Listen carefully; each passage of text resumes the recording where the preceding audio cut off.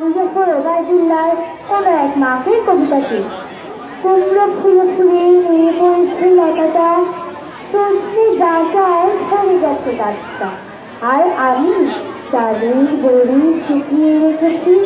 খোকা, তুই কবে আসবি, কবে ছুটি? ছুটিটা তার টকে ছিল সেরা আর রক্তে ভেজা। মাগো, ওরা বলে সবার কথা কে নেবে, তোমার শরীরে গল্প শুনতে দেবে না। বলো মা, তা কি হয়? তাই তো আমার দেরি হচ্ছে।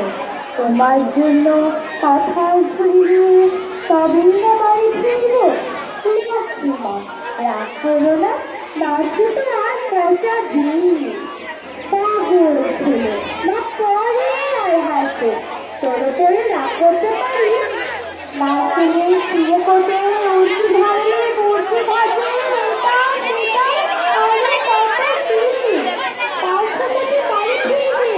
ক্লান্ত থাকা সুন্দর ফুল শুকিয়ে গেছে, ভেঙে পড়েছে ডাটা, লতাটা নটানো। খোকা এলি? ঝাপসা চোখে মা তাকায়, উঠোনে উঠোনে যেখানে খোকা সব শকুনিরা ব্যবস্থা করে।